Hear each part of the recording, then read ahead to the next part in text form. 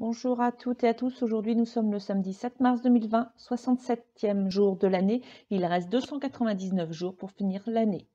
Le 7 mars, nous fêtons Sainte Félicité, Nathan et Perpétue. Le dicton du jour du 7 mars 2020 à la Sainte Félicité, c'est le plein cœur de l'été. En fait, la Sainte Félicité était fêtée le 10 juillet par avant.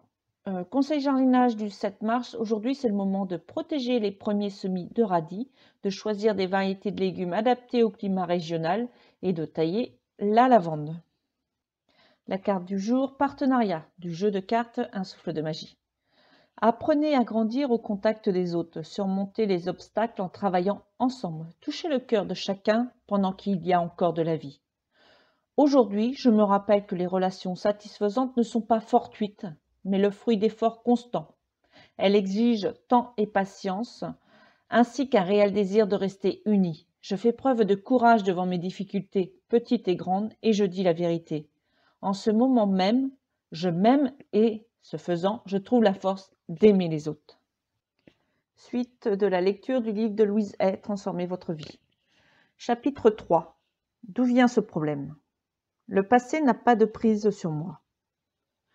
Arrivé à ce point, nous avons considéré un certain nombre d'éléments qui nous ont permis de nous débarrasser de ce que nous croyions être le problème.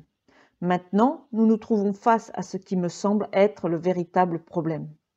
Nous pensons que nous ne valons rien et nous ne nous aimons pas. S'il y a un problème, c'est à cause de cette croyance. Et d'où vient-elle ? Comment sommes-nous passés de l'état de bébé qui connaît sa perfection et celle de la vie à celui d'une personne rongée de problèmes et qui se considère comme méprisable et indigne d'amour ? Les gens qui s'aiment déjà peuvent s'aimer encore plus. Imaginez une rose encore en bouton. Elle va éclore et demeurer parfaitement belle tout au long des modifications qu'elle subira, jusqu'à la chute de son dernier pétale. Il en va de même pour nous. Nous sommes toujours parfaits, toujours magnifiques et toujours changeants. Nous faisons de notre mieux avec la connaissance et la conscience qui sont les nôtres. Mais en les élargissant, nous modifierons notre manière d'agir. Le nettoyage mental.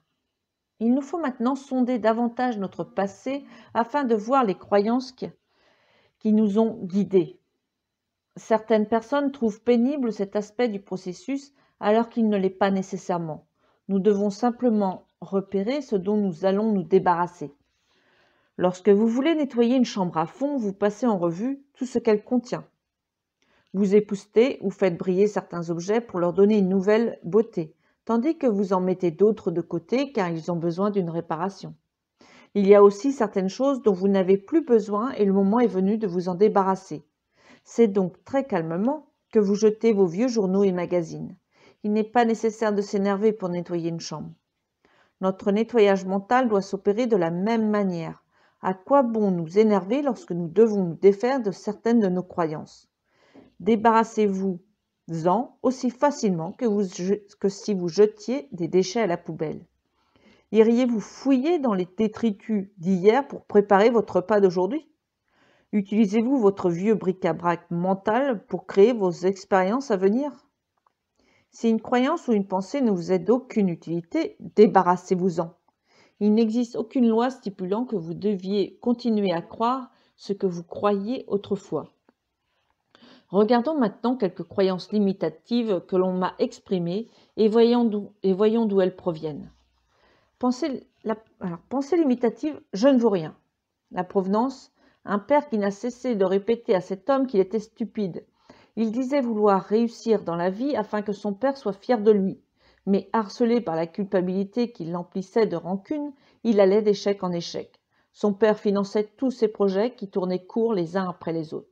En fait, il se vengeait au moyen de ses échecs. Il faisait payer et repayer son père, mais c'était lui le vrai perdant. Pensée limitative, absence d'amour de soi.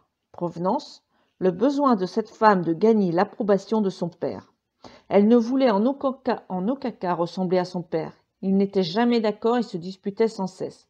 En fait, elle recherchait son approbation à tout prix, mais ne recevait que des critiques. Elle souffrait partout dans son corps. Son père présentait les mêmes douleurs. Elle ne se rendait pas compte que sa colère créait ses douleurs, exactement comme son père créait les siennes par sa propre colère. Pensée limitative. La vie n'est que danger. Provenance. Un père craintif. Cette cliente-là trouvait la vie dure et menaçante. Elle riait très peu et si elle s'y risquait, elle craignait qu'un malheur n'arrive.